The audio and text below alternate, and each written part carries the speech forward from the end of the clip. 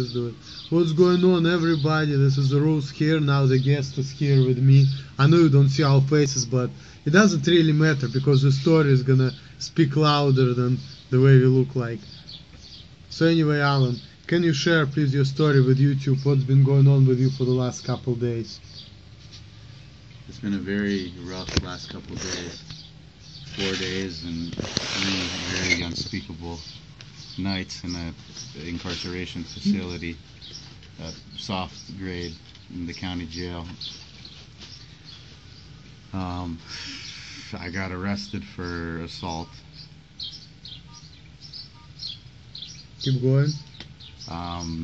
The police took me in. The policeman asked me, "How come you don't have a job if you're such a smart guy?" And I got lippy with him. I said, "Hey, I'm not really looking for job advice, sir. If you could just take me to jail if that's what you need to do." And he did. He took me there, and it was probably the worst 3 nights and 4 days of my life. There's sounds and visual images that's tattooed in black and blue on my recollection and on my arm. This is a very violent place. It's like in there with the alligator pit, in with the live beasts. In order to eat, you have to literally fight for eating the food. Otherwise, they won't let you eat. In order for you to eat, you have to fight somebody else in order just to eat your food. And if you fight proficiently and knock them out from sentience, you're allowed maybe to eat their food tray. So it's rough. And also, in the tank, the police, they don't really walk by the tank so often. And oftentimes they don't walk by the entire night shift. So, and sometimes they do walk by and they're sadistic and cruel. They laugh and they say, "Yeah, that's what you get for breaking the law. That'll teach you a valuable lesson." And in fact it did. I became a lot calmer and with a better demeanor and attitude post-incarceration. This about a $4,000 bond was paid, about $300 or $400 to the Department of Corrections, and I got released. And so on the terms of the bond, I can't take no marijuana, no soft or hard drugs, and no liquor. I can't smoke cigarettes, and then... You said you can smoke cigarettes. I can smoke cigarettes as much as I like. And my main takeaway point is don't ever do crimes or run your mouth to an elderly family member or, God forbid, strike any person or family member, because you can get locked up, and in the lockup, that's probably the worst place you could end up, and I wouldn't wish it on my worst enemy. So my advice to you, Emil, is like keep on doing what you're doing, working 3 jobs, making 50 or 48,000 a year legitimately, and avoid that horrible life of jails, institutions, and death, because it's not for you, it's not for me, it's really not for any human being. Just the beasts are in there. Can you tell the specific story you told about this elderly black man?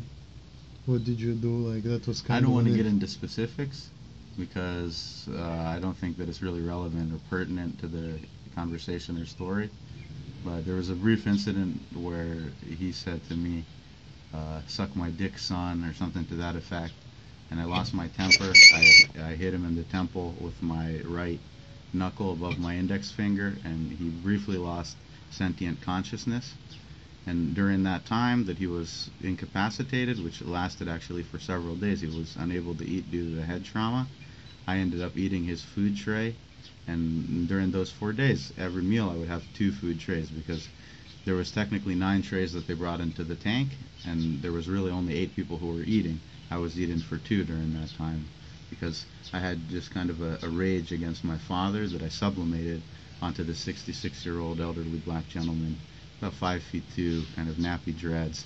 But he's a former boxer, former Navy boxer, and he had some good weaving and bobbing moves, but it got negated because I hit him basically when he was sitting and watching the TV. I hit him very, very hard one time, and he lost sentient consciousness. And then after that point, basically, I was winning the fight if I wanted to continue it, but it was basically like fighting against a non-sentient toy at that point.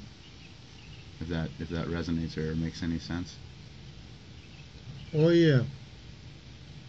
But you said there was like some guys who like 6'5", 6'4", 300 pounds. How did you like deal? They appreciated that I was able to stand my ground and, not give in. from this guy who tried to verbally menace me. So even they were out of respect.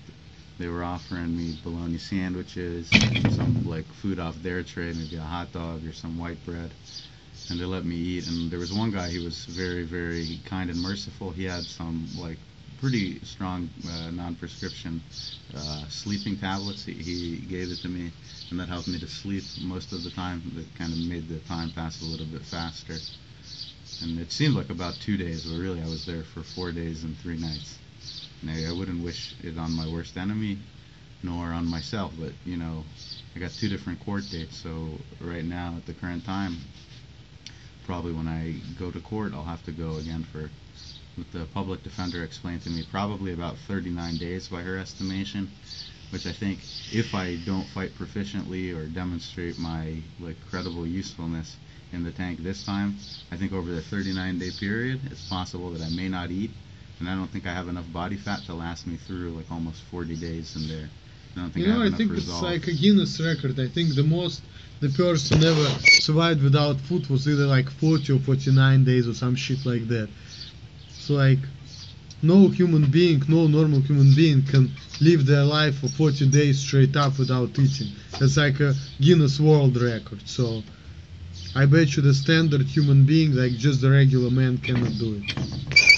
You know? Well, I'm not a regular man. I'm from the Middle East, and you know, I'll stand my ground if need be. And if I'm, you know, somebody's trying to verbally assault me, I'm not above violently assaulting them back if need be, just to prove a point and also to protect my food and myself.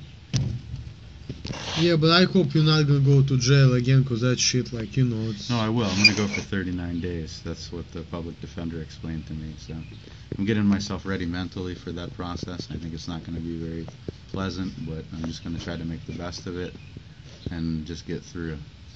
So when are you going? I'm not sure yet. Probably in about 2 weeks.